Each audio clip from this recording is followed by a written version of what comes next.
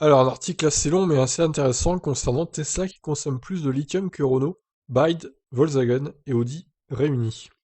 Ah oui, quand même. La demande en lithium, cobalt, nickel et néodyme a progressé globalement d'environ le tiers en 2020 par rapport à 2019. Pour la fabrication des véhicules électriques, Tesla pèse lourd sur la demande de ces matériaux. Ce sont 83 500 tonnes d'équivalent carbonate de lithium qui ont été consommées pour fabriquer les batteries des voitures électriques et hybrides rechargeables vendues dans le monde en 2020, soit une augmentation de 39% par rapport aux 60 100 tonnes enregistrées l'année précédente. Le cabinet Adamas Intelligence note que cette situation est en bonne partie la conséquence de la progression des marchés européens et chinois constatée au second semestre. Alors que de janvier à mai 2020, les parts mensuelles sont restées sous la barre des 6 000 tonnes, le seul mois de décembre a pesé environ 16 000 tonnes à lui tout seul, avec pour effet de bord une envolée du prix du carbonate de lithium qui est passé d'environ 6,5 à plus de 7,5 $. Tesla a consommé en 2020 18 700 des 83 500 tonnes d'équivalent carbonate de lithium, qui ont servi à produire toutes les voitures électriques et hybrides rechargeables dans le monde, ce qui représente une part de 22,4%. À lui tout seul, le constructeur américain a eu besoin de davantage de lithium que les marques BYD, Volkswagen, Renault et Audi réunis. Ces dernières arrivent juste après lui dans le classement dressé par le cabinet Adamas Intelligence. En raisonnant au niveau des groupes de constructeurs plutôt que des marques, Tesla a pesé plus lourd que BYD et Volkswagen ensemble. C'est pour ces voitures électriques circulant aux États-Unis que la part de lithium la plus élevée a été consommée, 47%. La région Asie-Pacifique représente 34%, l'Europe arrive ensuite avec seulement 19%. Ok. La Model 3 a reçu 67% du lithium consommé par Tesla en 2020. Le modèle Y a pesé déjà 17% des volumes de ce matériau, soit davantage que les modèles S et X réunis. Ça équivaut à 16% les deux. Jusqu'en 2020, le constructeur américain utilisait à 100% le lithium sous forme d'hydroxyde. La donne a changé avec la fabrication de la Model 3 en Chine. Les cellules de batterie LFP, fournies par KTL pour l'usine de Shanghai au quatrième trimestre, sont fabriquées avec du carbonate de lithium.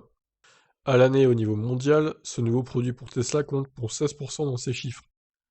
Entre 2019 et 2020, le volume de cobalt utilisé pour la fabrication des voitures électriques et hybrides rechargeables est passé de 14 500 à 18 750 tonnes, plus 29%.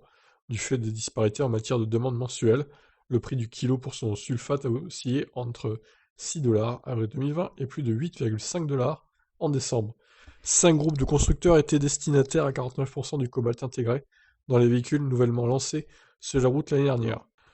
Bon, ça fait beaucoup de chiffres, hein, c'est un peu indigeste, cet article. Avec un volume de 2000 tonnes, Tesla se place en deuxième consommateur de cobalt avec une part de 63% pour la Model 3, Model Y 16%, Model X 13% et Model S 9%.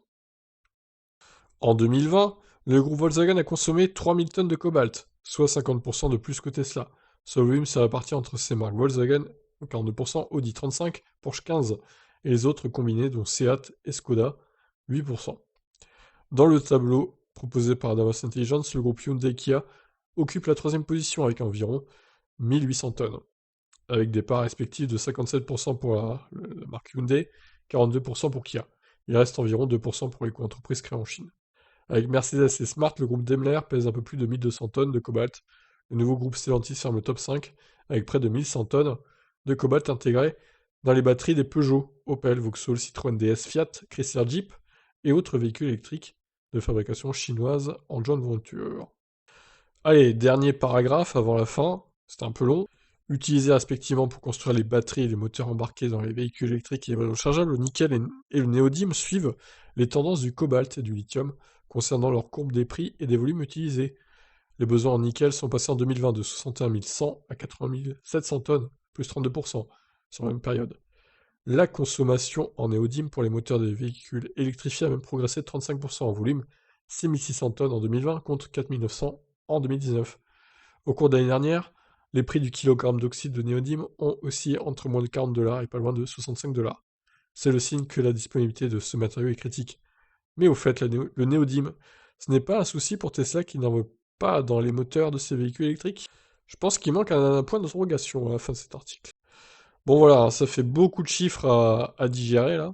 Mais en grosso modo, ce qu'il faut retenir, c'est que Tesla, bah, en même temps c'est normal, hein, ils vendent beaucoup de voitures électriques Tesla, donc plus que les autres constructeurs globalement. C'est normal aussi qu'ils aient besoin de lithium et de cobalt pour produire toutes les voitures qu'ils vendent.